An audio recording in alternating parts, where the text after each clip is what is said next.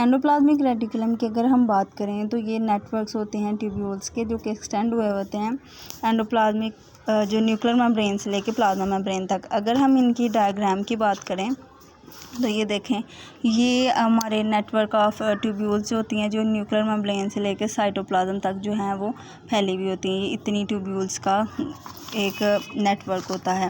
उसके बाद अगर हम बात करें तो हम कहते हैं कि जो एंडोप्लाज्मिक का मतलब होता है विद इन द सेल और रेटिकुलम का मतलब होता है नेटवर्क। उसके बाद हम लोग कहते हैं कि ये तकरीबन हमारे जो मेम्ब्रेन होती है ना सेल की, उसका हाफ जो होता है वो एंडोप्लाज्मिक रेटिकुलम की मेम्ब्रेन होती है।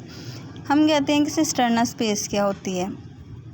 एंडोप्लाज्मिक रेटिकुलम की जो मेम्ब्रेन होती है ना, ये कंटिन्यूसली एक शीट बनाती है और इनक्लोज करती जाती है उनको, और वो शीट जब इनक्लोज होती जाती है तो वो एक सिंगल स्पेस पैदा करती है जिसे हम सिस्टर्नल स्पेस बोलते हैं। इस कन्वोलेटेड स्पेस को हम सिस्टर्नल स्पेस बोलते हैं।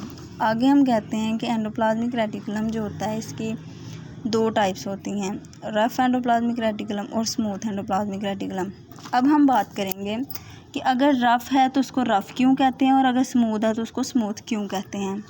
रफ़ एंडोप्लाज्मिक रेटिकुलम जो होता है ना, ये राइबोसोम्स जो होते हैं ये अटैच होते हैं साइटोप्लाज्मिक सरफेस के साथ एंडोप्लाज्मिक रेटिकुलम की मेम्ब्रेन के।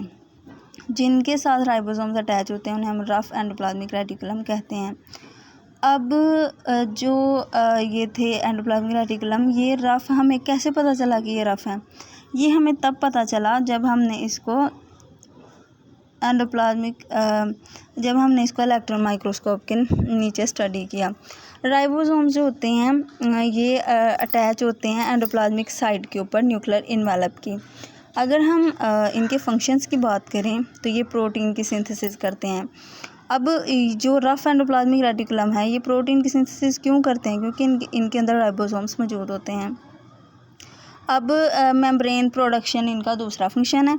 हम कहते हैं कि स्मूथ एंडोप्लाज्मिक रेटिकुलम। अब जो स्मूथ एंडोप्लाज्मिक रेटिकुलम होते हैं ना, तो इनकी जो साइटोप्लाज्मिक सरफेस होती है ना, इसके ऊपर राइबोसोम्स जो हैं वो अटैच नहीं होते और ये वेरियस फंक्शंस परफॉर्म करते हैं।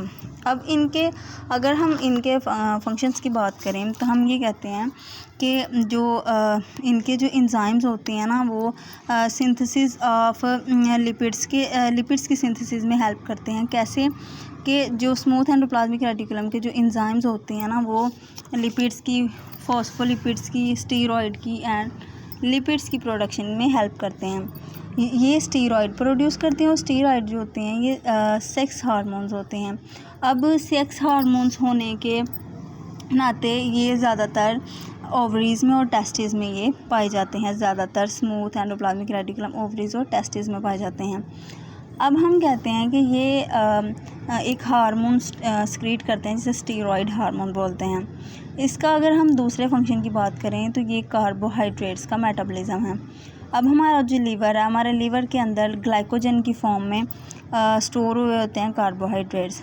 अब जब हाइड्रोलाइसिस होनी है ग्लाइकोजन की तो वो रिलीज़ करते हैं ग्लूकोज लीवर के अंदर। तो हाइड्रोलाइसिस जो होती है ये रेगुलेशन करती है शुगर की, ठीक है, ब्लड के अंदर।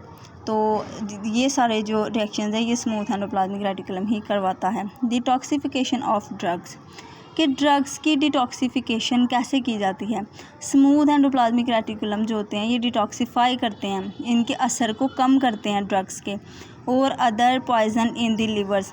हाइड्रोक्सिल ग्रुप, अब ये देखें, जो हाइड्रोक्सिल ग्रुप होता है ना वो ऐड किया जाता है ड्यूरिंग डिटॉक्सिफिकेशन और ये सॉल्युबिलिटी को इंक्रीज़ कर देता है। अब जब सॉल्युबिलिटी इंक्रीज़ हो जाएगी तो फिर उसकी डिटॉक्सिफिकेशन हो जाएगी, ठीक है।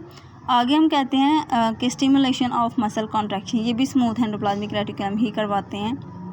एंडोप्लाज्मिक मेम्ब्रेन जो होती है ये पंप करती है कैल्शियम आयंस को कहाँ, साइटोसोल से ये सिस्टर्नल स्पेस के अंदर ना कैल्शियम आयन को पंप करती है, ठीक है, साइटोसोल से। साइटोसोल जो होता है ना ये सॉल्युबल पार्ट होता है साइटोप्लाज्म का, वहाँ से कैल्शियम को सिस्टर्नल स्पेस के अंदर लेके आती है। सिस्टर्नल स्पेस वो होती है जो कि एंडोप्लाज्मिक रेटिकुलम की मेम्ब्रेन बनाती है, ठीक है।